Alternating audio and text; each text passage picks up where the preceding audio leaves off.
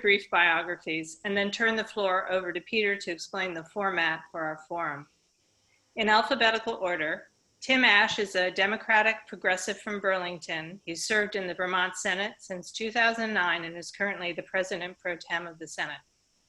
Molly Gray has worked for Peter Welch as an aide in his Washington office and the International Red Cross overseas. She's now an assistant attorney general for Vermont, living in Burlington. Debbie Ingram is a Vermont state senator representing Chittenden County since 2017 and also an ordained minister. She lives in Williston. Brenda Siegel is the founder and director of the Southern Vermont Dance Festival. She's an activist on issues including poverty and substance abuse disorder, and Brenda lives in Newfane. Now I'm going to turn this over to Peter, who will explain our format for tonight. Thank you, Susan, and thank all the candidates for being with us tonight. We really appreciate this opportunity, and thank all our viewers. We have folks both on Zoom and on live stream on Facebook. And it is being recorded for future viewing. My job is to explain the format for this evening. For the first hour, following opening statements from the candidates, Susan and I will alternate asking the candidates questions. These questions have been culled from those sent to us in advance of the forum. All four candidates will answer each question. Each will have 1 minute to respond. The timekeeper, Rini, will hold up a sign and moderator will let you know that you have 15 seconds to wrap up. There it is. The moderators will interrupt when the time has elapsed. We'll try and be gentle. There will be no rebuttals. Candidates will rotate alphabetically. First Tim Ashe, then Molly Gray, then Debbie Ingram, then Brenda Siegel. For the next round, Molly first, the following round Debbie, the next round Brenda, back to Tim Ashe, and so on. For the last half hour, we will ask questions submitted during the first hour from our Zoom participants in Zoom chat. And with that, let me turn it over to our first candidate, Tim Ashe, for opening statement. Well, thanks everyone for tuning in tonight. I'm Tim Ashe. I'm the president of the Vermont State Senate. I want to tell you why I'm running for office in two quick anecdotes, which really explain why I've been in public service my whole adult life here in Vermont. The first was when I was teaching at CCV. There was a student who was from a family that didn't have much money. He was the clerk at a convenience store chain. And one day he came in and before class, he said, "Tim, I've got great news. I got a promotion." And I said, "Oh, great. Did they give you a raise?" He said, "No, just more responsibilities." My other anecdote is from when I was coaching Center City Little League in Burlington's Old North End. They were having trouble getting parents to coach. So a number of us young guys took every Saturday for a couple summers to coach kids. One day there were torrential rains and we had tried to get the word out practice was canceled. And I went to the field anyways to make sure in case someone missed the message, they would come and that I would be there to tell them. One kid walked up and I said, "Didn't you know the practice was canceled?" And he said, "I did, but I didn't feel safe at home." It is precisely because of the hurdles put before people like that that I have decided to run for public office in the first place and animate everything I do in public life. Thank you very much, Tim. Next, we go to Molly Gray. Welcome, Molly. Thank you so much for bringing us all together. It's wonderful to be in Washington County virtually tonight. Thank you, Peter. Thank you, Susan. Thank you, Barbara, and also Linda. Thank you to everyone joining via Facebook or Zooming in. I'm running for Lieutenant Governor because we are in a pretty historic moment, not only nationally, and as we think about who we want to have in the White House and how we address our response to COVID-19, but also right here in Vermont as we think about our response to COVID-19, our demographic crisis, justifiable social unrest, and this moment that we're in and how we want the future of Vermont to look. I was born and raised on a farm in Newberry. I'm a proud product of Vermont's education system. As was mentioned earlier, I've worked in Washington with our Congressman Peter Welch and for the Red Cross globally. But I've also served our state, and I've lived in Rutland and Tunbridge and Bethel and South Royalton, and I now serve statewide as an assistant attorney general. I'm ready to bring together our state, to unify our state in this moment that we're in, and to take us forward as we address some of our greatest challenges. Thank you for having me. Thank you, Molly. Next, we have Senator Debbie Ingram. Debbie. Thank you. Thanks very much for having this forum tonight. It's great to be here. I am a state senator in my 4th year. Before that, I served on the Planning Commission in Williston for 6 years and the Select Board in Williston for 6 years. I also run a nonprofit called Vermont Interfaith Action. That's where the ordained minister part comes in. But in Vermont, that doesn't always go down too well. But we are not judgmental. We are not legalistic people of faith. We are people of faith who believe in compassion and justice. And we work together to try to affect systemic change around issues of social justice. I came to Vermont to live in 2002, but before that, my now ex-partner and I came here originally because of the civil unions law. And we sought out Vermont and fell in love with it because it is such an accepting place and because it provided us with civil rights. I have since, my relationship with her ended, but my relationship with Vermont has flourished. And I am proud and humbled to have been in public service for a long time and would love to be your next Lieutenant Governor. Thank you, Debbie. And finally, last but not least, Brenda Siegel. Brenda, you're on. Thank you all for having me, and I'm so glad to be back in Washington County, even though it is virtually. I'm running for Lieutenant Governor because we need to build a path forward for marginalized and forgotten voices to have a seat at the table with equal voice and equal power. I'm a single mom who has faced adversity, and I've turned that adversity into action. The most powerful change is possible when the people who face the problems are in the decision-making rooms. We know that focusing on bold climate action, building a bottom-up economy, healing the overdose crisis, and supporting and strengthening our education system must be encapsulated in an overarching framework that brings together climate, racial, and economic justice. We need innovative structure to build community together where people not only can survive, but also thrive. I have spent my life as a teacher, a movement builder, and a small business owner. And I know that the only way that to have those changes is when we bring the people to the people's house. We must work in partnership with people on the ground because we have incredible power in a Vermont that we are building together. Thank you. Thank you very much for your opening statements. I'll now turn it over to Susan to ask and moderate our first question of the night. Thank you, Peter. This was submitted by a local voter. First will be Molly, then Debbie, then Brenda, then Tim. There are many isms that we have to deal with in our society. Ageism is one of the most pervasive and hidden forms of discrimination, and we have seen that increase during the COVID crisis. How would you use your elected office to combat ageism in Vermont so that older Vermonters have the same opportunity for jobs, socializations, and services as younger Vermonters? Molly Gray, you are first. I think the first thing we need to do is kind of take a step back and recognize the moment that we're in terms of our demographic challenges. Vermont is one of the oldest states in the country. We have an aging population. 20% of Vermonters are over 65, and that's not old by any means.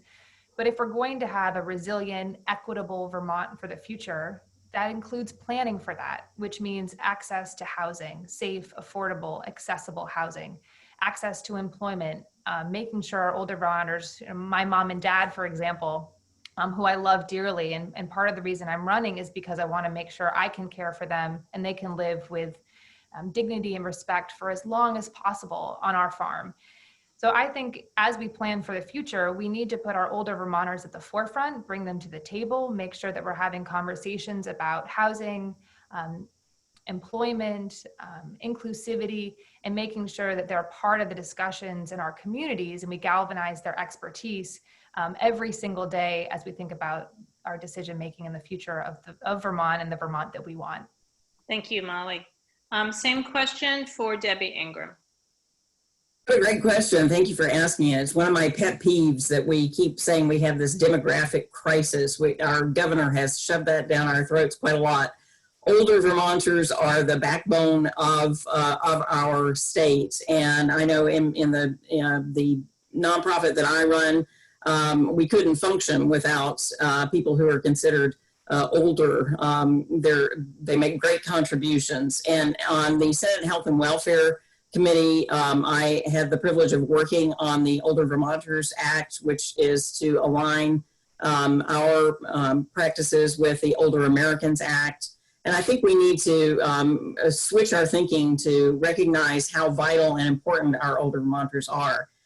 We need to create employment opportunities for them in second careers and provide training for any who want to do that. We want to make sure that they are adequately housed and that they have the healthcare, access to healthcare that they need. But they are a very, very vital part of our state. Thank you, Debbie. Same question for Brenda Siegel. Thank you. I serve on the board of the Community of Vermont Elders, and I'm on the policy committee. One of the things that I advocate for inside our legislature, even though less known for it, is our aging Vermonters. We need to increase the possibilities for housing, for food security, and most importantly, and healthcare, and most importantly though, in transportation. Transportation ends up being a huge barrier for many aging Vermonters, and that's work that we need to do for our climate, for our children, and for our aging Vermonters. So it's a win-win. And I believe that that's where we need to get started, is housing and transportation when we're talking about aging Vermonters. Thank you, Brenda. And Tim Ashe, same question for you. Well, thank you. Some of you may know I worked at Cathedral Square for about 10 years. That's the largest nonprofit houser of older Vermonters and people with disabilities in the state, and developed about 400 units of housing that's affordable to older Vermonters. So this is a near and dear issue to my heart. It's also near and dear to me because right now there are many older Vermonters who have effectively been quarantined and isolated from their peers, their friends, family for almost 4 months. And I've been working actively with our Aging and Independent Living department to make sure we're not forgetting about those people, and we're supporting the community agencies that get them nutritious meals and provide a little companionship in whatever form that will take. Specifically to answer the question, from my point of view, we need to have a state aging plan. What we do have is many people who try to make sure we're complying with federal policies around the Older Americans Act.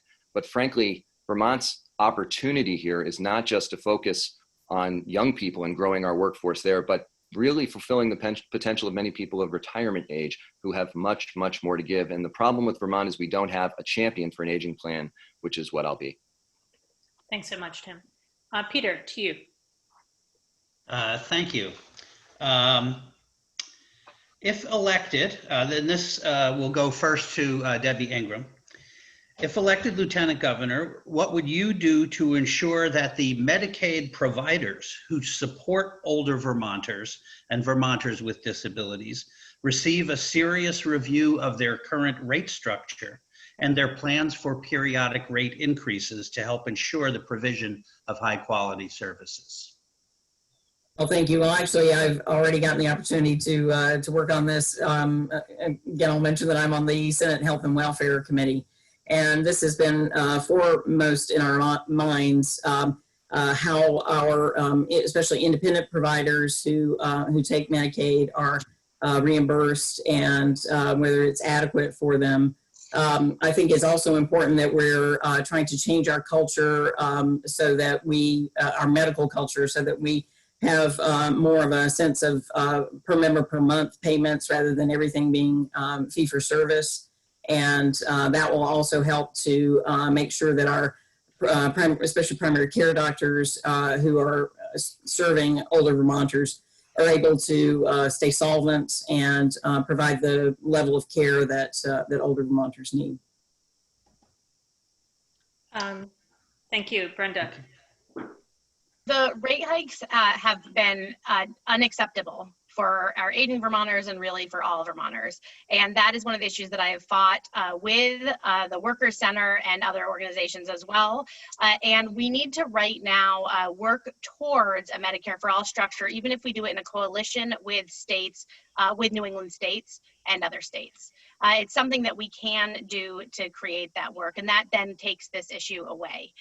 In addition, though, we need to make sure that people on the ground know how to fight those rate hikes. Even though there are quite a few that do already, we need to make sure that there are more people that are experiencing this crisis that know how to effectively advocate for that change. And that's one of the reasons that I'm running, to make sure that the people on the ground who are marginalized know how to do that kind of work. Thank you very much. We go to Tim at this point.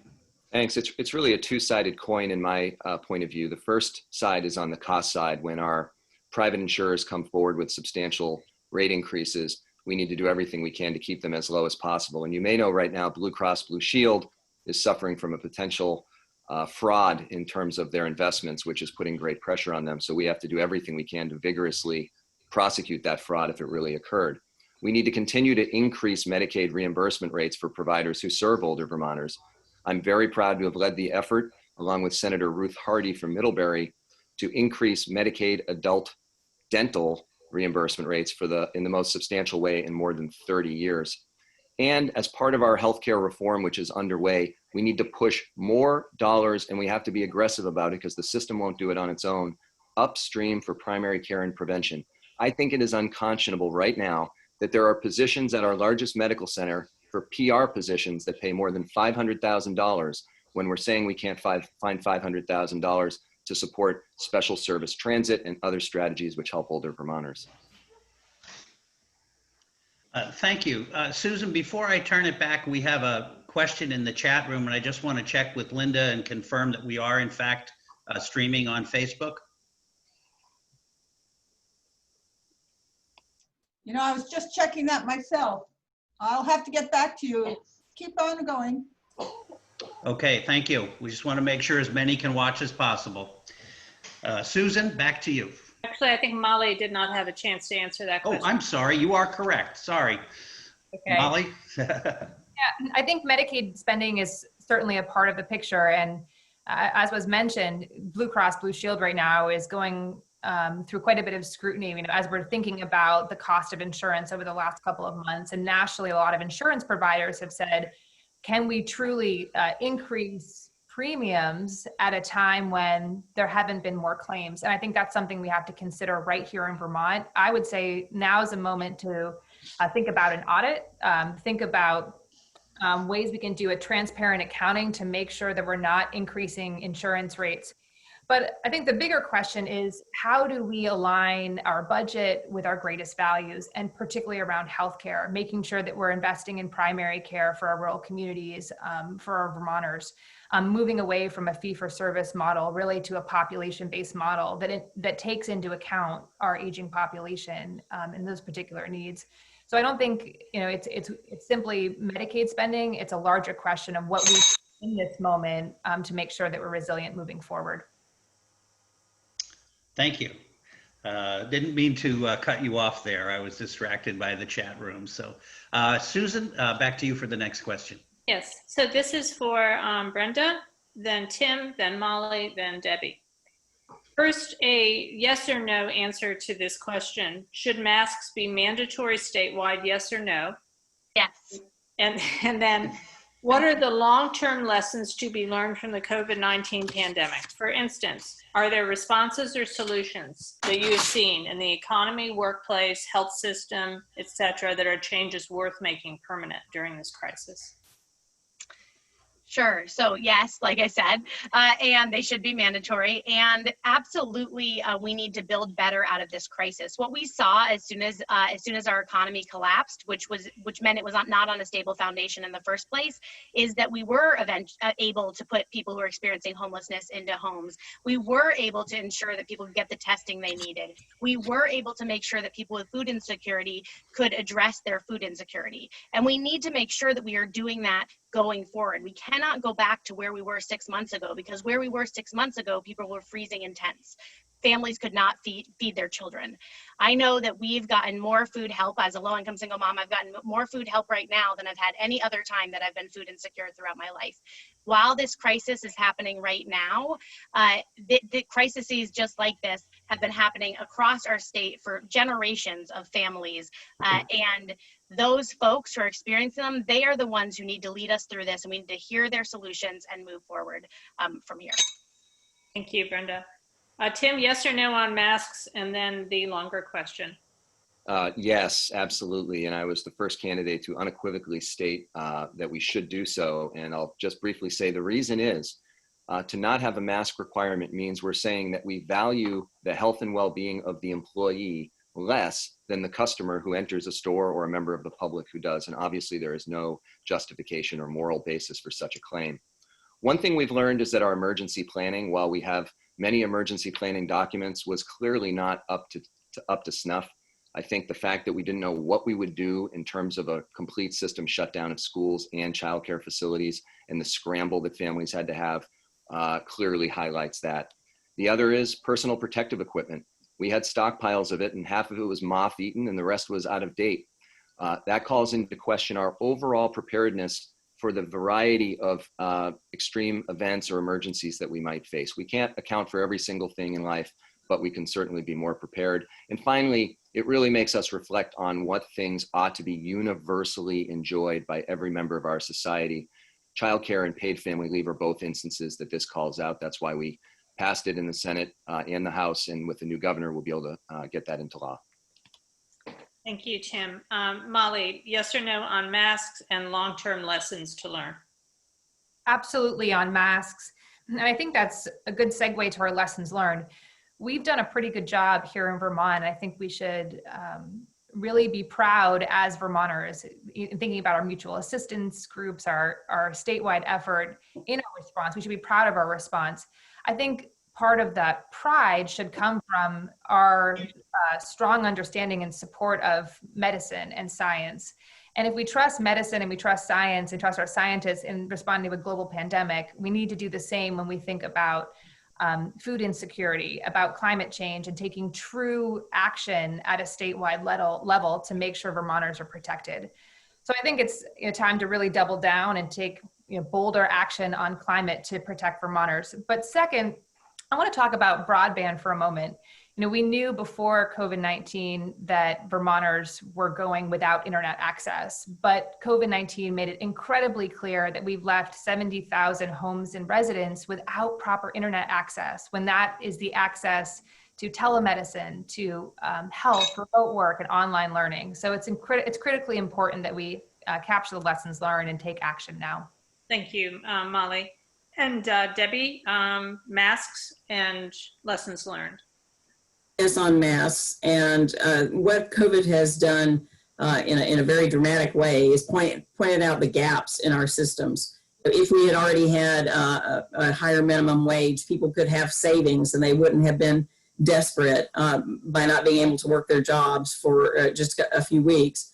If we had had a better healthcare system, universal healthcare, we could have immediately stepped into testing and treatment much more efficiently. So these gaps have been revealed, but what has also been shown by COVID is that when we decide that something is an urgent priority, we can tackle it and make a huge impact almost overnight, literally overnight in some cases. We could house our entire homeless population across the state. We were able to come up with cash payments for people to help tide them over. So this is what we need. We need bold leadership to be able to seize on this moment and say, these are the things that are urgent priorities. Let's stop saying that they're not attainable and let's actually do them. And I think I'm one of those leaders. Thank you so much, Debbie. Peter, next question.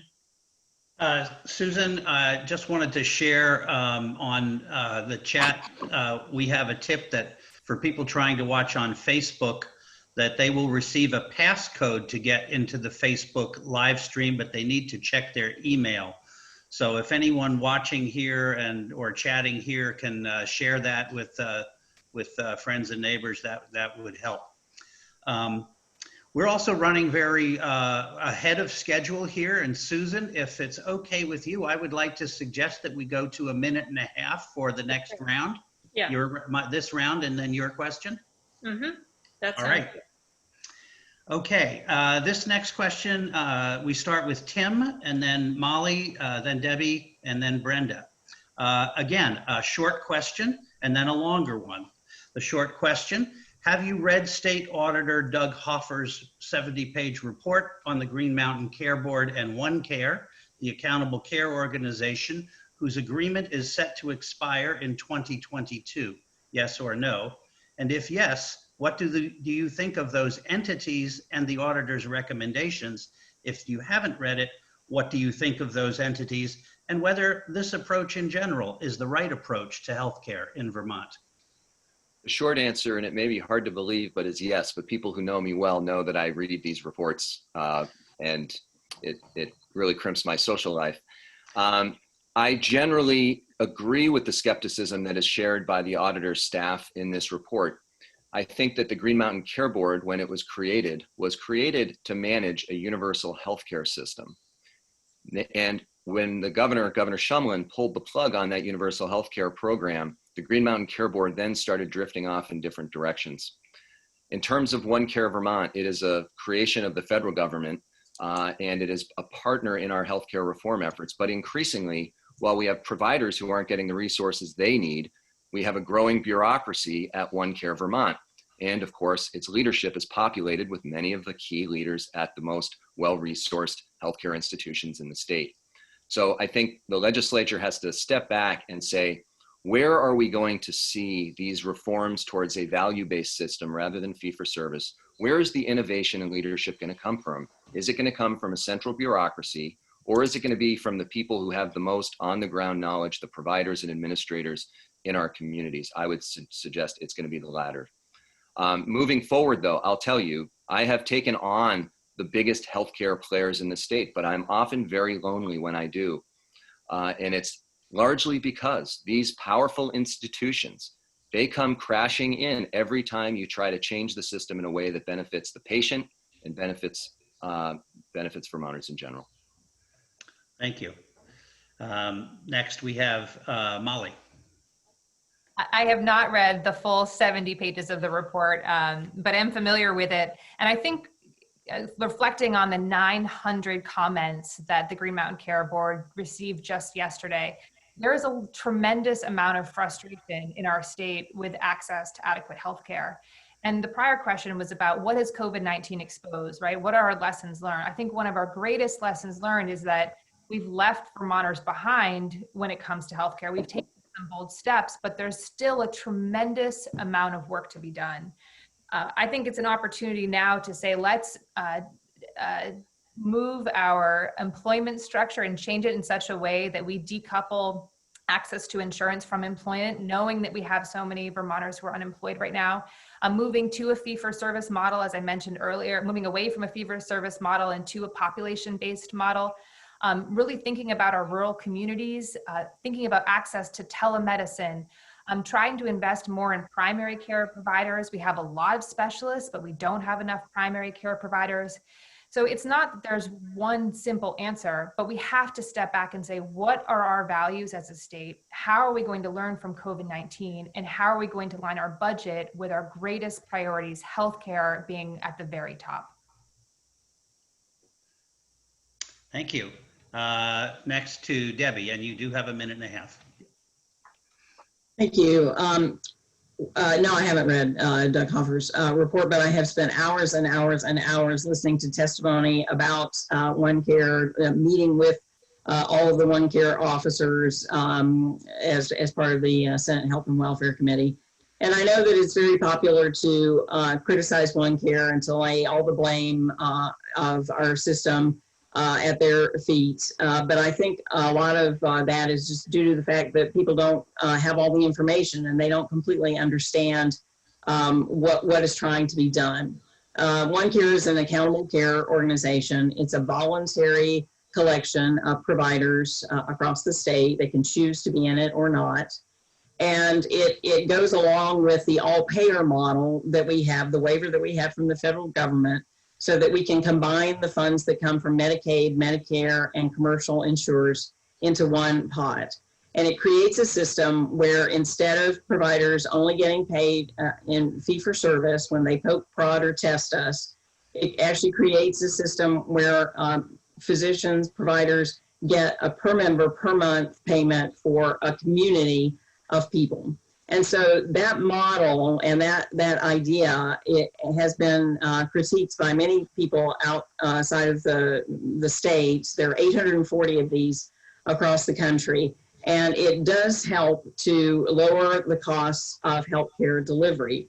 The problem, I think, is that we're not seeing those savings realized in the out-of-pocket costs that people and businesses have to pay. And that has more to do with the insurance companies, and that's something that we need to work on. Thank you, Debbie. Brenda, same question to you. Have you read the report, and what do you think of it, yes or no, and the entities? Thank you. I have not finished reading the report. I have started the report.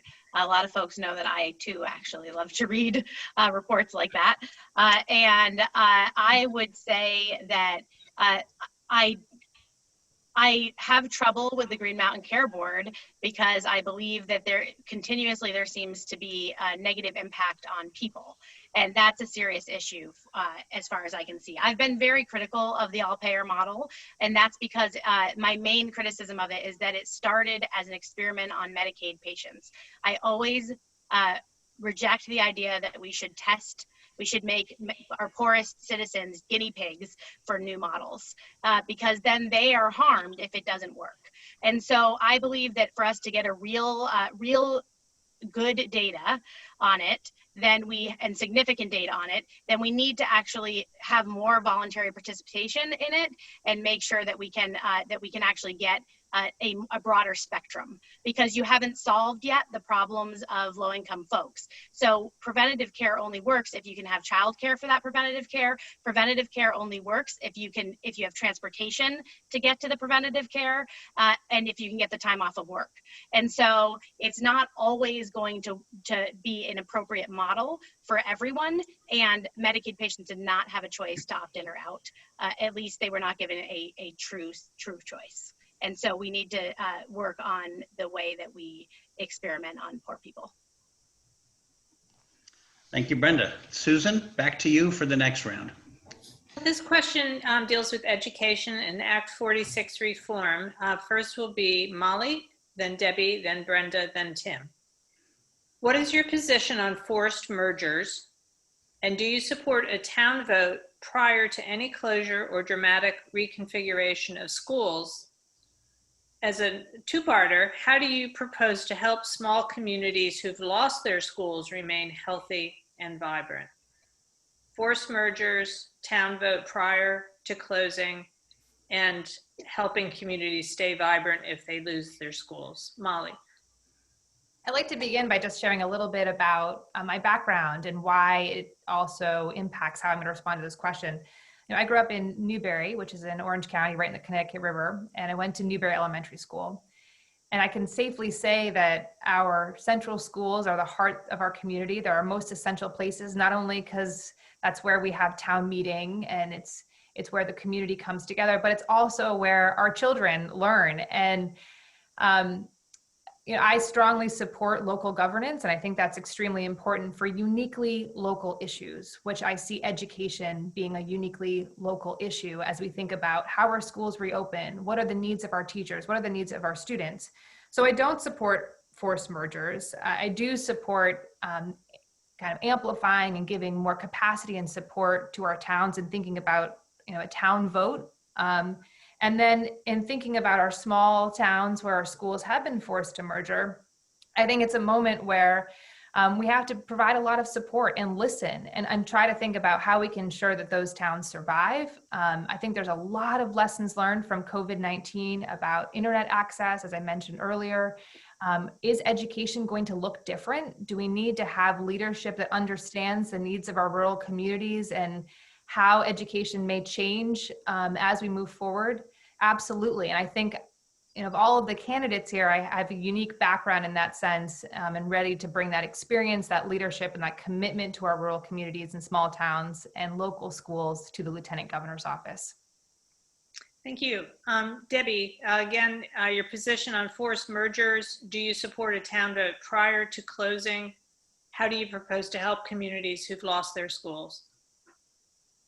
Well, as vice chair of the Education Committee in the Senate, I have also heard a great deal about Act 46. I was not in the Senate at the time when it was passed, but the idea of Act 46 was to provide a method for school districts to merge, not for schools to be closed or schools, individual schools to merge. And since I've been in the Senate, we did pass some legislation because we listened to people in different areas. You know, it's worked well in some places, and it's been just devastating. And my heart really goes out to people in some of the communities where I know it has created all kinds of bad feelings and really feuds between towns. And so it's difficult moving forward, but I would certainly support making some more changes to Act 46 to really listen to the people who've had a terrible experience with it, to giving them the means of yes, if I know what happens frequently is that 2 or 3 other communities can vote to close the school of a fourth community, and that doesn't seem right. And I do think that they should be able to have votes and local decision making on that. And I would certainly support continuing to listen to people on the ground until we can come up with something that works better for everyone. Thank you, Debbie. Brenda, same question. Position on forced mergers. Do you support a town vote prior to closure, and how do you propose to help communities? So I was not a fan of Act 46. Especially though I don't like the way that it was implemented. It was implemented in a way that ended up, I believe, being inequitable for some smaller communities. But I want to add that, yes, I do think there should be a town vote. And I want to add that one way that we can save our small schools, which yesterday I called on us to take a pause in any closures of small schools right now. But one way that we can save our small schools is by creating community centers within the schools. That was in the plan that I released in 2018 in my race for governor and renewed yesterday. We can make sure that our services, our human services, our social services, and childcare and pre-K and early care are part of those small school systems to use that space and also help participate in the funding. That will help us to keep those economic centers of our communities. I also was born and raised in Vermont, and I graduated from public school here. We have some excellent schools for some people. However, there are some people that are really being left out, and we do need to address inequity, systemic racism, and issues around broadband that are not necessarily related to economic inequity, but where you live, geographic. Thank you, Brenda. Tim, again, it is your position on forced mergers. Do you support a town vote prior to closure, and how do you keep small communities vibrant who lose their schools? Well, for those of you who were observing in 2015, the Shumlin administration worked with legislative leadership to do an end around of the committee I chaired, which was the Finance Committee, which typically deals with education finance, in order to move forward with the Act 46 bill. I will say right out of the gates that I did support the strategy of trying to reduce the amount of administrative bureaucracy throughout the state. I used to call the superintendent problem that we had in the state the NFL head coaching problem. The average tenure of an NFL head coach is just a few years. We had 61 superintendents, but about 150 people had held those jobs in the course of about 5 years. So something was wrong at the administrative bureaucratic level, and I did support merging some of those districts, and I think in that regard it has been successful. I am certainly open to looking at the bill that Representative Ansel, who's on this call, brought forth, but I think what we should be doing is thinking first, well, let me put it simply, I don't think we should close down public facilities like community schools. The question is, should we be thinking about how to make them more vibrant? Because there are some communities, I mean, Rochester High School at one point had 3 students. And I have to say, I don't know that that was capable of delivering the high quality public high school education that the students deserve. I think this is a time to think about early care and public education in tandem so we can get more life out of these buildings, make them vibrant once again, and really get the double value rather than having to face these closure discussions. Thank you, Tim. Peter, back to you. Thank you. Again, we're doing well on our time frame. I think we'll go back to 60 seconds at this point. This question has to do with housing, and it'll be first for Debbie, then Brenda, then Tim, and then Molly. This comes from someone in the city of Barry. Vermont's housing stock is the oldest in the country and often larger than people can afford. For instance, in Barry City neighborhoods, many homes have essential code issues like lead, asbestos, moisture, that make them harder to buy, sell, and afford. In many ways, energy efficiency investments are eclipsing funding for basic home improvements, passing by communities with the greatest needs. What are you going to do to make sure Vermont's older neighborhoods can access redevelopment resources? First up, Debbie. Excellent question. Affordable housing is one of my main issues in my campaign. The questioner is absolutely right that we really need to institute a better system of having inspections of some of our older facilities and making sure that we have the resources available to the landlords to correct problems as they're identified. And there has been a push in the legislature to come up with a system where we have trained inspectors throughout the state who are able to come in and make those inspections for a small fee assessed on landlords consistently. They would have access to these folks at a reasonable rate. And then, yes, we do need to invest in having some funds available for the corrections that are needed once things are identified to make the housing more livable. Thank you. Next up is Brenda. Thank you. So I would both echo what Debbie said and also include that there's real accountability for landlords. The first time my son and I lost all of our belongings was due to lead poisoning. The people who painted the apartment I was renting did not do anything proper, and our windows were wide open, and I had an 18-month-old. I did not know that they were doing it, and he had severe lead poisoning. We had to leave all of our belongings behind because there was no real way for us to get it out. And that happened twice in our life, but the first time was due to that. And so in addition to making sure that there's resources for landlords, there also needs to be accountability for landlords. And yes, in our older neighborhoods, we need to make sure that we're working aggressively at updating our homes, both with weatherization initiatives and with basic needs.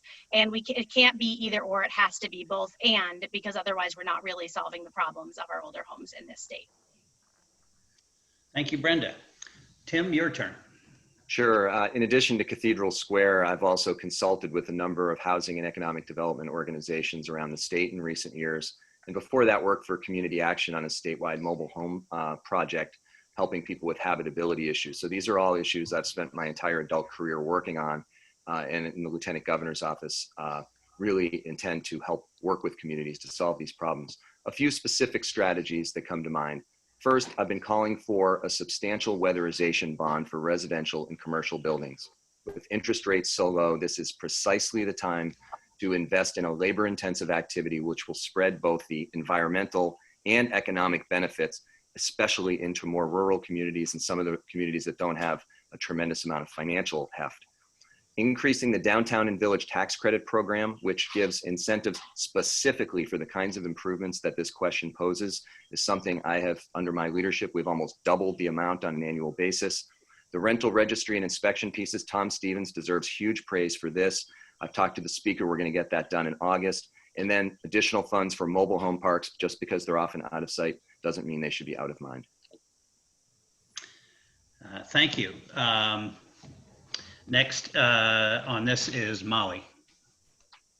What I hear from talking to Vermonters across the state is that we still have a massive housing crisis in Vermont.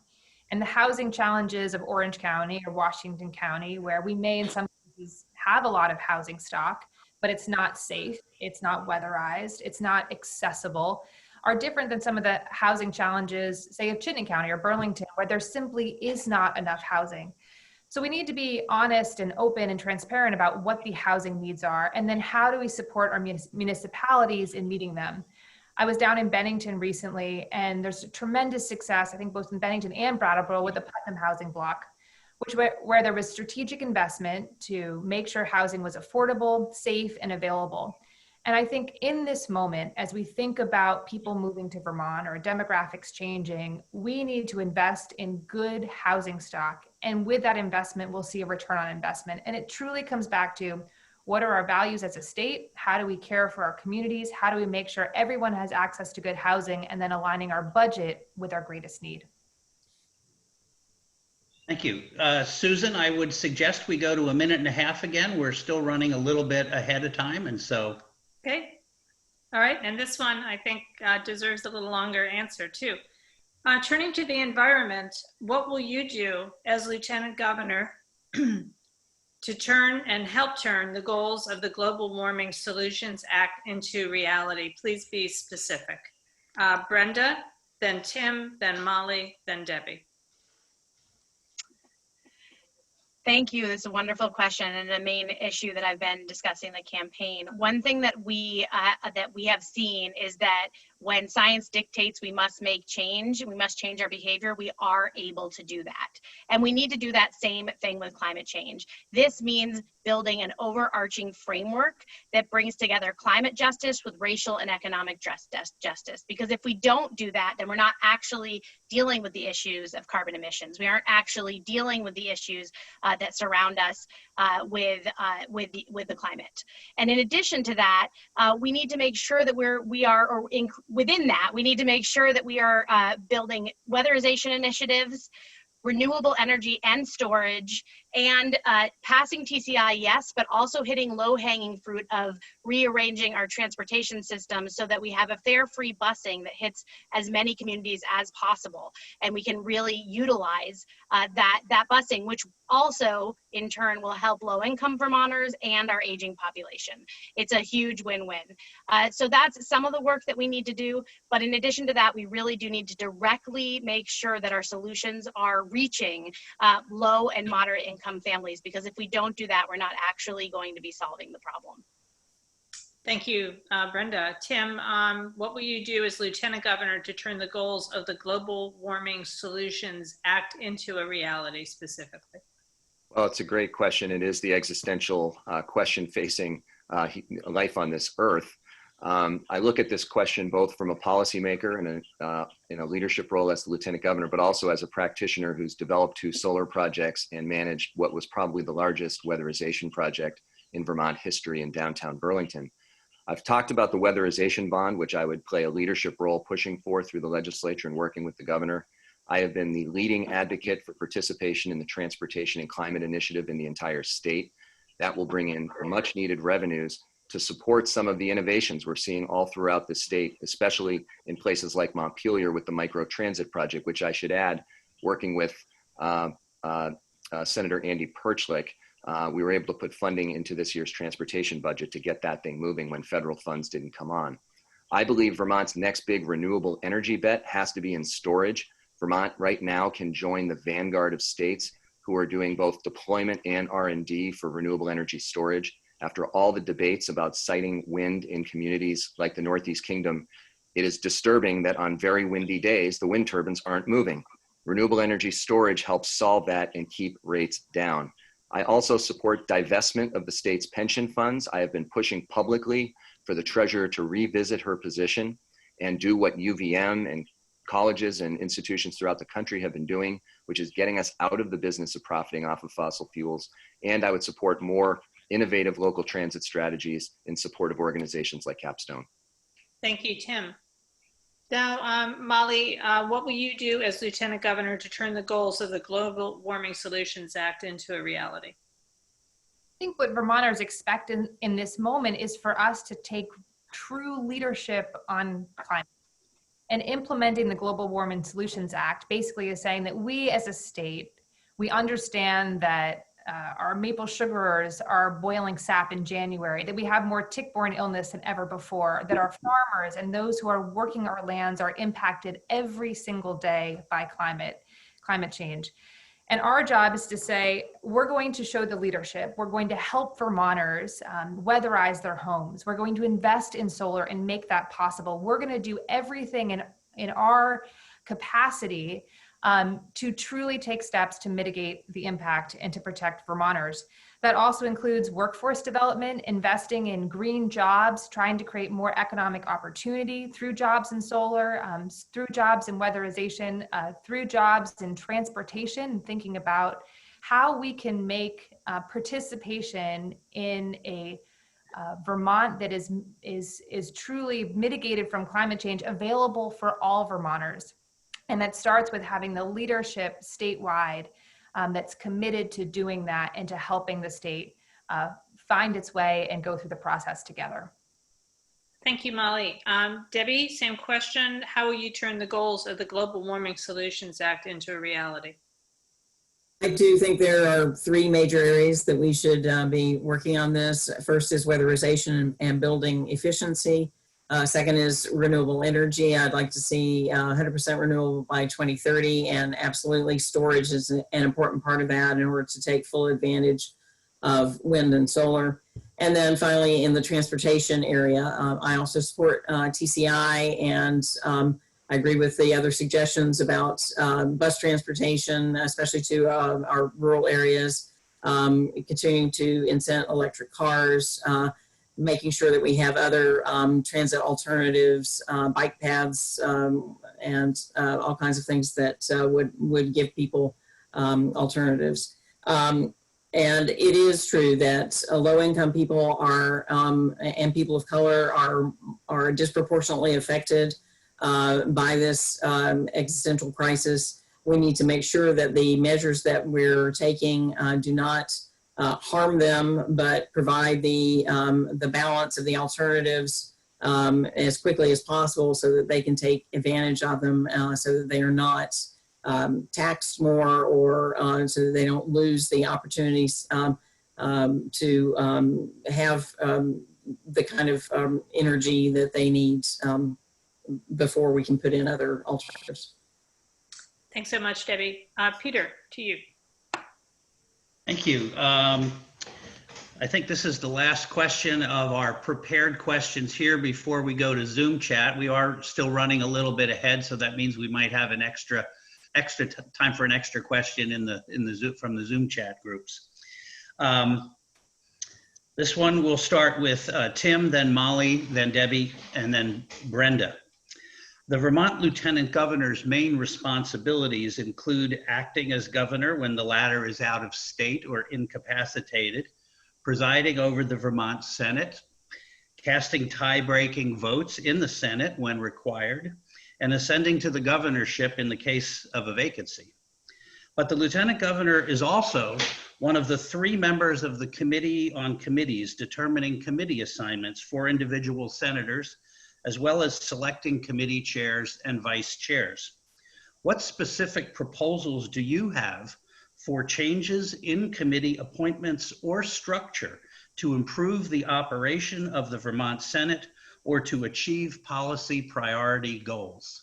Tim, you're up first on this one. All right, well, I have a lot of insight into this being a current member of the Committee on Committees in my role as the President of the Senate. And for those of you who are just learning of the Committee on Committees, I will astound you now by saying there's actually one of the three members has an official title, which is the quote unquote third member of the Committee on Committees.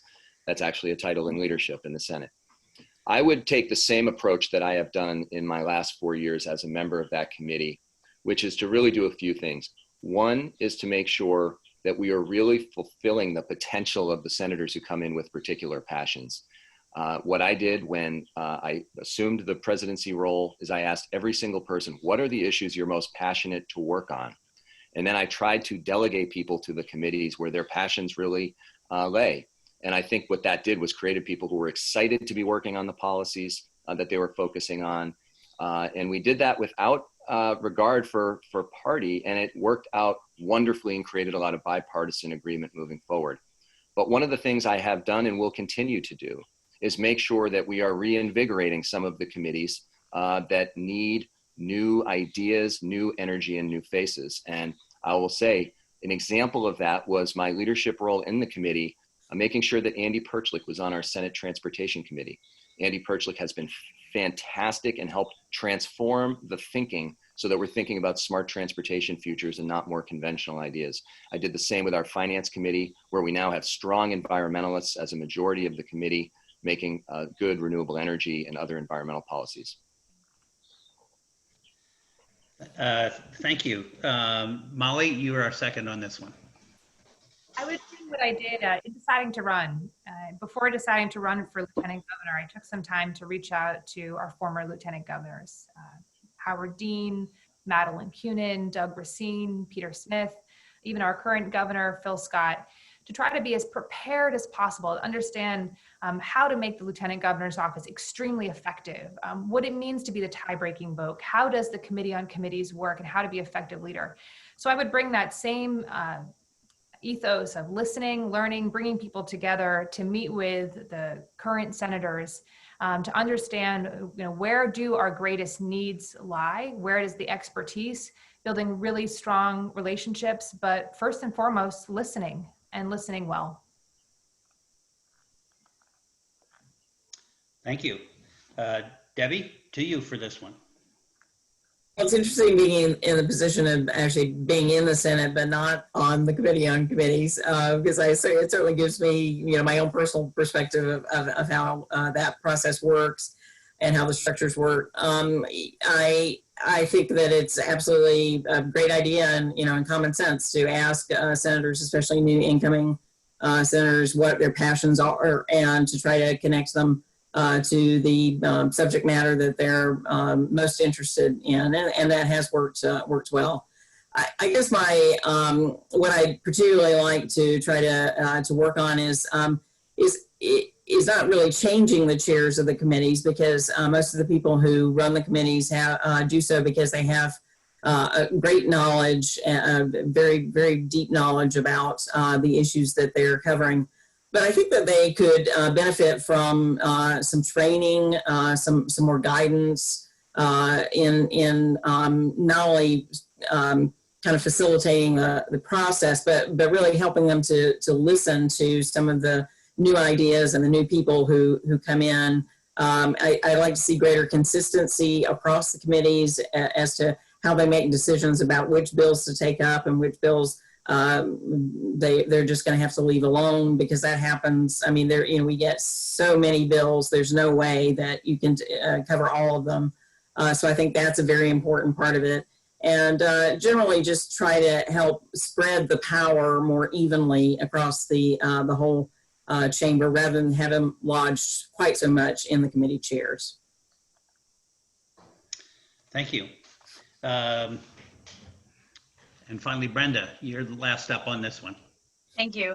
I believe the Committee on Committees has a really powerful role, actually, and it's a place where I would be particularly strong as someone who's had lived experience myself and advocated inside the legislature quite a lot.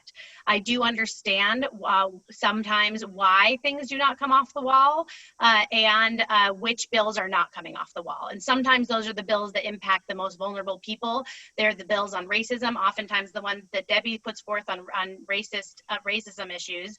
And those bills should be coming off the wall before there's a pandemic and before there's a global uprising on racism. And in order to do that, we have to make sure that we're making the makeup of our committees be much more reflective also of lived experience. And so when we're looking at each and every committee, I believe, yes, passion, but also where do our people's personal experiences, not just expertise, but where is their lived experience? Because that on the ground experience of these issues is a particularly important piece of where people come from when they legislate, especially in our legislature where there is not staff. So we really do want to make sure, and then they also understand the importance of listening to people with lived experience. As an advocate inside the legislature, I believe that there is a powerful role, particularly for someone like me on the Committee of Committees. And in fact, I'll add that John Walters said the other day that me on the Committee of Committees would be worth the price of admission. And I agree. Thank you very much. That completes our first hour of questions. Susan, back to you to pick from the chat. Okay, so this question came in on our Zoom chat. Specifically, what will you do to combat systemic racism in our state? For example, vis-a-vis police reform, racial profiling, and bias against migrant workers. So the order for this is Molly, then Debbie, then Brenda, then Tim. And these are 1 minute, right, Peter? Sure. Yeah. Great. This is such an important question and such an important moment. You know, I would certainly draw on my experience as a human rights lawyer. I've worked in human rights for most of my career. I've also served statewide as an assistant attorney general. And because of that work, have a pretty deep understanding of where we can do so much better in terms of criminal justice reform here in our state. First, to talk about bias in policing, we haven't collected enough data. We're continuing to collect more data every single day, but until that happens, we're not going to be able to adequately address and hold accountable law enforcement in this state where bias is occurring. Two, as someone who has reviewed use of force cases in the state, I also know where we need to change. And I would strongly encourage us to consider adopting the Californian standard, where we expand the aperture when we do these reviews and look at the totality of the circumstances, so that we know when police are engaging because of bias, or they're not responding to a mental health crisis and de-escalating appropriately. That's 1 and 2. 3, body cameras. Sorry, Molly, I'm afraid your time is up. Okay, there's a lot to say about this, so. I know. There really is. Thanks. Brenda, you next. I think Debbie was next. Oh, I'm sorry. Debbie, That's okay. yes, you're right. Thank you. Yes. Sure, no problem. Yeah, it goes really fast. So I would hold my record on racial justice up to any other white public figure in the state. I have championed these issues my entire tenure in the Senate. I was the person who introduced the bill to make Indigenous peoples stay permanent. I introduced the amendment to the Constitution to clarify the prohibition against slavery. I championed legislation to create the Racial Equity Panel and Executive Director. I championed legislation to create the Ethnic Studies Task Force to examine our education system. I introduced legislation about de-escalating use of force by the police before the George Floyd murder and the riots. So moving forward, we need to continue to train our police better, fair and impartial policing, and de-escalation measures need to be discussed. But there are a whole host of other recommendations I think that the panels that we've already set up are going to come forward with, and we need to listen to them and to implement their suggestions. Thank you, Debbie. Brenda? Sure. We need to understand that we are in the top 5 in our prisons for racial disparity. 1 in 14 Black men will see themselves in jail in their lifetime here in this state, and our traffic stops are really unacceptable. And we do have a lot of data on Justice for All's website actually on that issue. We need to defund the police. We need to move those resources into impacted communities, and we need to move those resources into mental health and services that are currently underfunded. But we need to move them directly to impacted communities. For Black and brown folks, we also need to make sure that we are increasing to a livable wage and then tying that wage to inflation. We need to ensure that we are making sure that we have the paid family and medical leave. We need to ensure that we are moving forward on reflecting ourselves on our own bias, talking to our immediate circles, and ensuring that we are bringing apart the prison industrial complex. It is long past time for us to do better. Thank you, Brenda. And Tim, same question. Thank you. As a kid, I saw racial disparities up close. My dad was a probation officer for more than 40 years. And when my mother was going back to night school, she would drop me off at the courthouse. And I would often watch, usually the white individuals who were coming in were attended by people in suits, lawyers. And in my community, Puerto Rican and Brazilian people came in often without someone assisting them. And at the time, I didn't appreciate quite what that meant. But now as an adult, I certainly do understand. My criminal justice reform background is extensive. I called for the comprehensive criminal justice reform package, which was signed into law 2 weeks ago, with the aim of reducing the need for any out-of-state correctional facility beds. I was the driving force behind requiring all state troopers to have body cameras and blocked our state police from taking that money and instead buying AR-15s. I'm not making that up. That actually happened. As the lieutenant governor, though, what I will do is be the watchdog, because I've seen most of the laws that we've talked about just now, when it gets into the hands of our police chiefs, our attorney general's office, and others responsible for carrying them out, we see things being slowed down or watered down. Thank you, Tim. Peter, a question from Zoom. Yes, this goes to agriculture. Would you please describe what you have done in your current position or through community involvement to support the production and availability of local food, protect Vermont's farmland, and support our hardworking farm families? And as Lieutenant Governor, what will you do to advance and grow farms and the agricultural economy? And I forget who's up first on this one. I think it's Molly, correct? I'm happy to go first on this one. It strikes pretty close to home. As I mentioned, I grew up on a vegetable and dairy farm. My folks and brothers still farm today.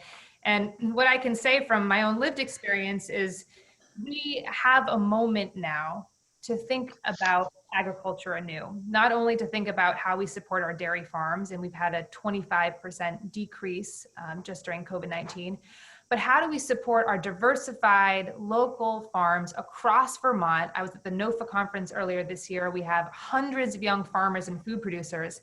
If we're going to be resilient in the face of climate change, if we're going to be resilient in the face of a global pandemic where we've distributed 500,000 meals ready to eat, we need to capture this moment, invest in our local food systems, invest in agriculture, and support community-supported agriculture that's really going to make Vermont more sustainable and more resilient for the future. I will be very, very proud to be a farmer's daughter who still has a strong connection to our agricultural community in the Lieutenant Governor's office. Thank you. I want to apologize. We're repeating the last rotation, but that's my fault, not yours. But so let's continue, Debbie. Well, actually, I too am a farmer's daughter, not from Vermont, but from the southern part of the state of Georgia. It's very difficult to be a farmer, actually, and we need to do everything we can to encourage markets for them. So the whole idea of farm to school and farm to plate for our restaurants, that's extremely important. Supporting our organic farmers, helping them to expand and broaden the activities that they do and the amount of crops that they can produce. All these are very important things to focus on. In the Education Committee, also I have looked at universal school meals. I've introduced a bill to do that, and a component of that is to step up our buying of local foods for our schools. And I don't know if that's going to make it through this session, but that's another thing that I think is very important. Great. Thank you, Brenda. I am not a farmer's daughter, however, I am very involved in our community in agriculture. The work that I do in the long-term economic driver that I built following Tropical Storm Irene connects agriculture with arts and recreation and brings it into our businesses and our town government to ensure that we're moving our economy forward. Part of that means helping farmers who were basically bullied into transitioning to using chemicals to help them support small farmers and family farms and getting off of those chemicals, and making larger farmers pay their fair share so that we can ensure that those smaller farmers have equity in the work that they're doing. I've participated in locavore challenges with my son his entire life. We've used CSAs. We have made sure that farming, that he understands and that my students understand that farming is an incredibly huge part of our agriculture and our way forward on climate justice as well. Thank you. Finally, Tim on this one.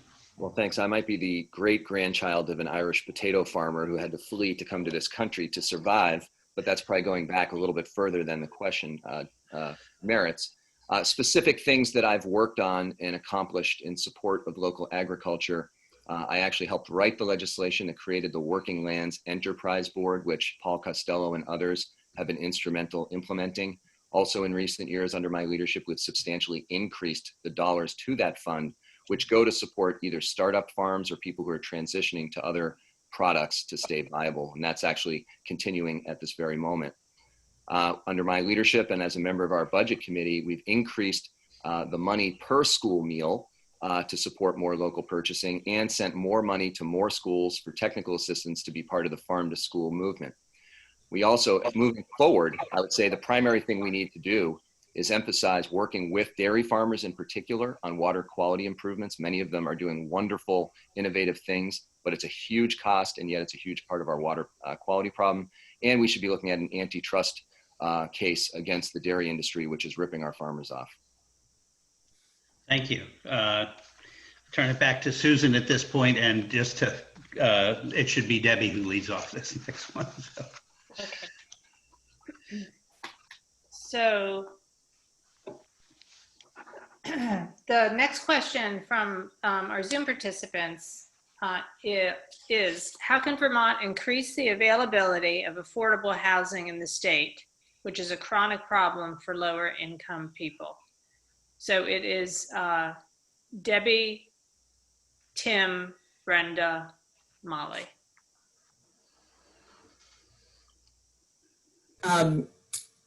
This is a multifaceted problem, and so it needs multiple solutions. And I'm sure in a minute and a half I won't be able to talk about all of them, but let me try to pick some that are extremely important. One is increasing the number of units that we have, both rental and home ownership. To do that, to provide the financing for that, sometimes the model of for-profit developers working with not-for-profit developers is a good one.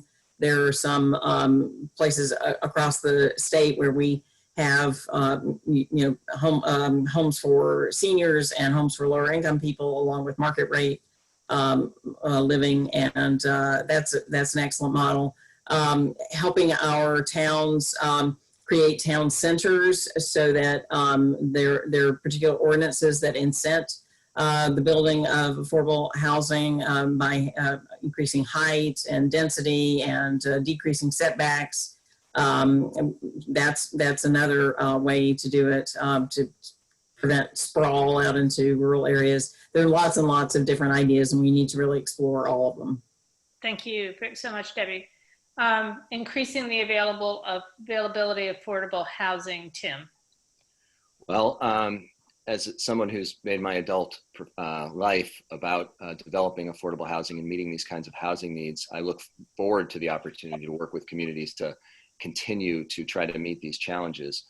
I think first, working with, frankly, people like Tom Stevens and Janet Ansel, building upon our Vermont Housing Finance Agency homeowner assistance program, which has now allowed about 1,200 young families purchase a first home, mostly outside of Chittenden County, very important.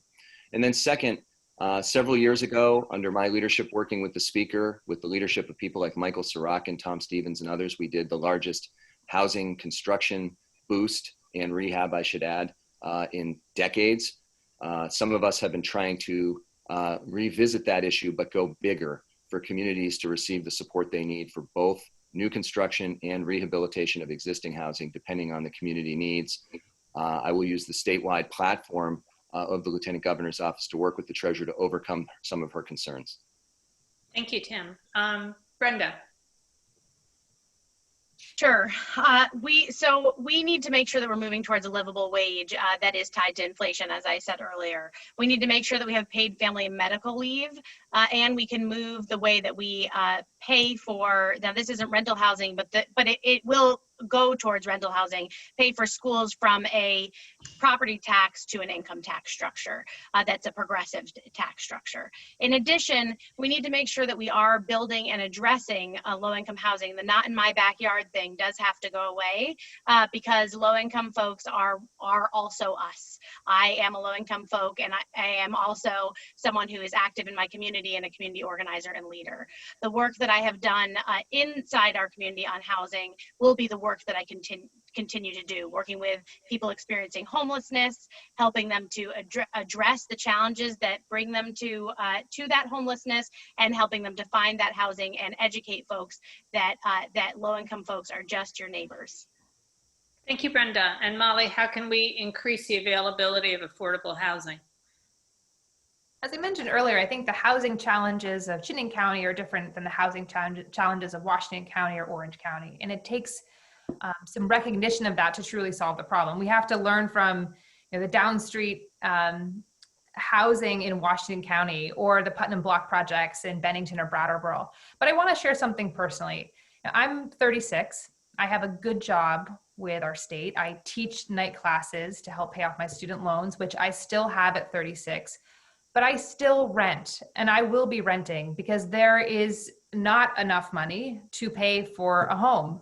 But rental costs are also incredibly expensive in the state. And as I talk to a generation of Vermonters who want to stay here, who want to move home, who want to come to Vermont, it's not just that housing isn't affordable, but we think about all the ways we have to chop up the paycheck: student loan debt, childcare, prescription drugs, healthcare, food.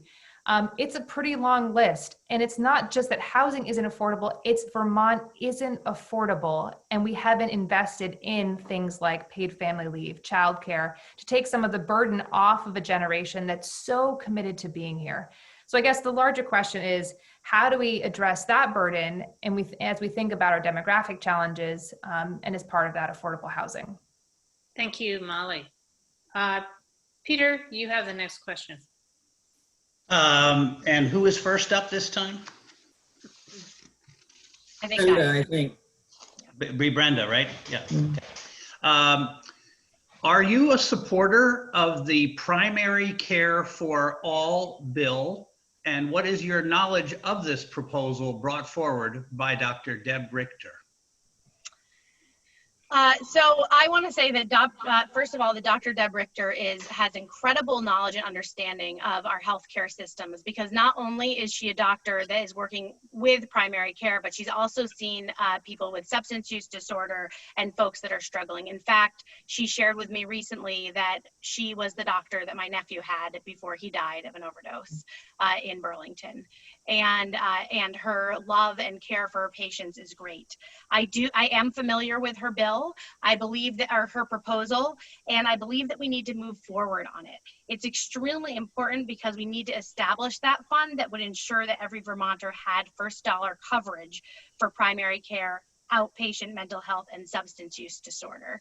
We want to ensure that we have that basis, plus it's a launching pad for us moving to a Medicare for all system in our state. And so it is a first step that we need to take in this transition that is coming. Thank you. Tim, you're second on this one. Primary Care for All.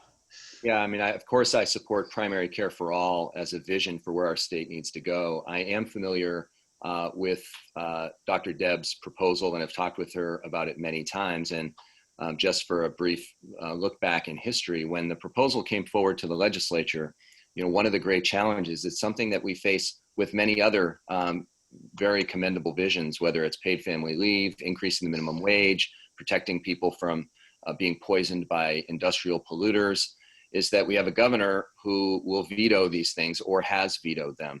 And so what the Senate did was move forward with a evaluation of how we would be able to pay for it. So my primary emphasis is making sure people have primary care and making sure that we can mesh in the proposal to finance it with our existing healthcare reforms. We are seeing how hard it is for our healthcare providers and administrators to even handle the existing reforms. So we all have to be very careful after what we saw in the Shumlin administration to try to put too many complex problems on the table at the exact same time. Thank you. Debbie. Excuse me, Molly. I think it's important to recognize that regardless of who our governor is, we need a legislature and a lieutenant governor who's going to be committed to working hard and committed to sending bills, helping the legislature send bills to the governor. On primary care, one thing that we continue to hear again and again, and as Dr. Richter has continually said, we invest in hospitals, we invest in emergency care, but we don't invest in prevention. And we see that in our rural communities where we don't have community health centers. We see that in investments in incarceration, but not in rehabilitation or support. So I think in this moment, this is another example of where if we're going to continue to talk about the importance of primary care, we need to take action to align our budget with our greatest needs and put healthcare at the top. Now, Debbie. Thank you. Yes, I am very familiar with Dr. Richter's proposal and with her coming to health and welfare very frequently. I worked on universal primary care bill a couple of years ago with the rest of the committee. It is absolutely, I think, the best next step in trying to move us to a universal healthcare system completely. There's ample evidence to show that where communities can invest more in primary care and pay a higher percentage of the total medical care on primary care, costs come down over the long run. And it makes it much more affordable for people to not have copays and deductibles for these primary care needs. So I support that and would work to continue to try to move toward that. Thank you. Susan, back to you. Yeah. We'll have one more round, one with you and one with me, and I think we're done then. So. Okay. This question is about our state college system. Vermont state colleges are under serious financial strain. Indeed, our private colleges are as well. What specific proposals do you have to address the higher education situation in Vermont? It'll be Molly, Debbie, Tim, and Brenda. As I continue to say, we have a moment to think about everything anew. And I perhaps sound like a broken record when I say we can align our budget with our greatest needs. We failed to adequately fund our state colleges. And not only have we failed to adequately fund them, but we failed to put forward a plan to go with them. And this and our state college potentially had to close. Yet we know now more than ever, we need doctors, we need electricians, we need plumbers, that we have massive recruitment and retention challenges in the jobs that we need for our communities to be whole. We have a number of people graduating from high school. We have the highest graduation rate in the country, yet 41% of our graduates don't go on to additional education.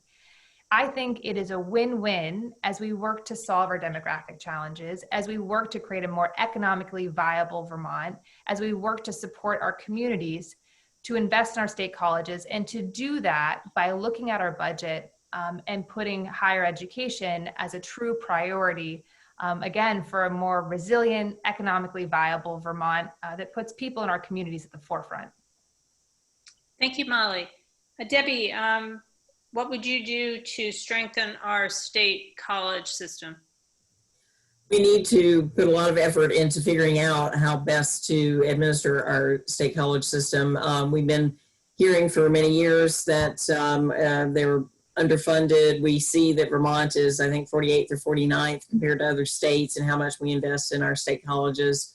And of course, then the former chancellor dropped the sort of nuclear option on us and really got everybody's attention about it. So, the legislature has appropriated some funds, bridge funds, to take some time to figure out what will be the best way to have our system and the best way to finance the system. One idea that I think should be explored is right now we send about $5 million a year out of state through VSAC, following students who go to colleges out of state.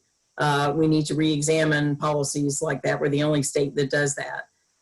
So there are a variety of different things we need to explore, but definitely we need to make sure that our state colleges are vital and functioning well for all Vermonters. Thank you, Debbie. Tim, our higher education system. Well, thank you. As someone who's taught both at the Community College of Vermont and at the Johnson campus of NVU, I have a deep appreciation for how important higher ed access is for people, especially in the northern part of the state. I was particularly horrified by the proposal from the chancellor because the three communities, Randolph, Johnson, and Linden, that were facing these immediate campus closure votes hadn't even been consulted prior to the development of the proposal. Within a day, and I should put this in the context, this was a month into the state of emergency we were all experiencing and the massive increase in unemployment and anxiety and everything. And then we learned this proposal came. Within about 24 hours, I joined with the speaker to call for the blocking of that vote to close the campuses, which we were successful in doing very quickly, to call for an independent financial analyst with expertise, which was the former chancellor of the Maine system, who's come up with really good information, which is now publicly available, and call for an inclusive process on a campus-based level that includes faculty, staff, students, and community members to think about how to revitalize each of those campuses. As Lieutenant Governor, I look forward to playing a role working with each of those communities to come up with a realistic, sustainable plan moving forward. Thank you, Tim. Brenda, same question. We need to make sure that we're funding education from cradle to grave ultimately. That won't happen overnight, obviously, but we consistently separate pre-K or early care from K through 12 from higher ed. And by doing that, we divide up people who actually usually are all from the same family. And so we need to make sure that we change the way that we do that. In addition, I don't agree that we should shift around what is taught in the Northern University schools, because if we do that, that means that we're saying to people who are lower income, because those are the most affordable of our state colleges, that they're only allowed to study certain things. And we need to make sure that we're staying away from that as well. My son is starting UVM in the fall. It is barely accessible for us. In fact, it's going to be quite a stretch for us to make it through even our first year, but it was the best financial aid package that we got. We need to move again towards funding that cradle to grave and making sure that early care is just as accessible and affordable as K through 12, is just as accessible and affordable as higher ed. Thank you so much, Brenda. Peter. Thank you. This will be our last question of the night, and we hope it's broad enough that you can take the question and turn it into your closing statement for the evening. And then we'll go back to Susan for some wrap-up remarks. So this will be first Brenda, then Tim, then Molly, then Debbie. What is one specific thing you take from your personal life and background that you would bring to the office of Lieutenant Governor if elected? Well, if you're following my campaign, that is a lot of what I have talked about. But here's, I would say that living with two family members, having two people die young over the overdose crisis, experiencing poverty, there isn't one thing. I have faced the challenges that people all across our state are facing, and I understand what everyday Vermonters need, what challenges they wake up to. And we need to work with those people on the ground. We need to go into communities that are often forgotten and unheard. And we need to work with those folks and help them to understand how can they advocate. Give folks the tools they need to advocate effectively, to not send a form letter, but a 3-sentence email that actually tells their story, to understand what they can do in the State House or on the phone to make those changes. I know that the most broken part of our system is our democracy, and in order to move forward any of these issues we've talked about tonight, we need the people on the ground to engage, and that's the work that I've done the last 20 years, and I'm prepared to do as your Lieutenant Governor. Thank you, Brenda. Tim.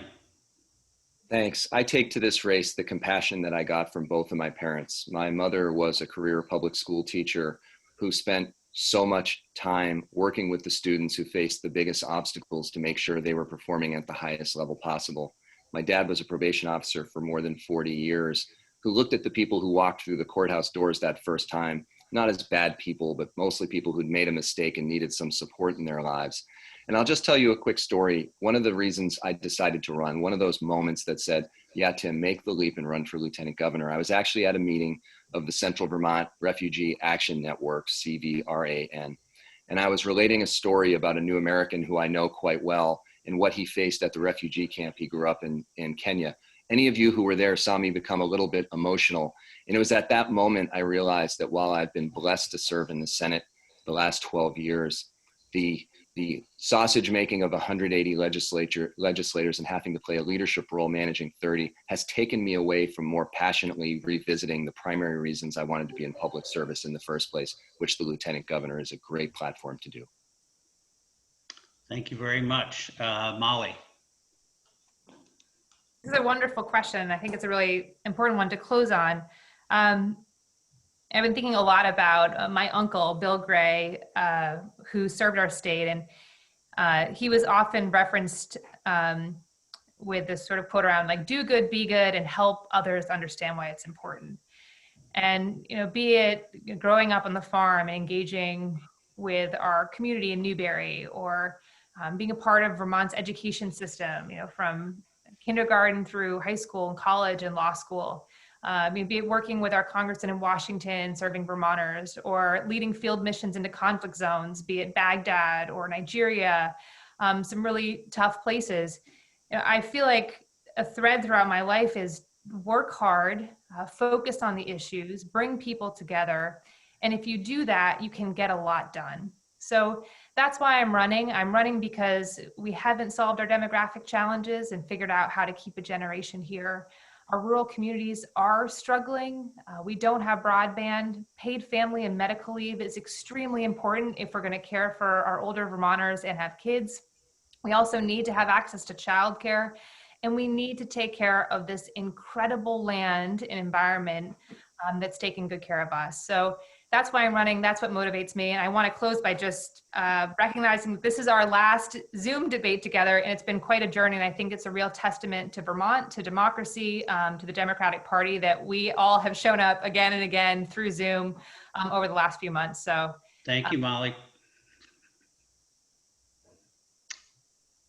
Debbie. Thank you. Yeah, it's really impossible to pick just one thing. I do think life experience is extremely important. From the death of my father when I was 16, to being discriminated against on the basis of my sexual orientation and forced out of a job, from spending 7 years in the developing country of Bangladesh, where I worked with some of the most profoundly poor people on the planet and dealt with natural disasters.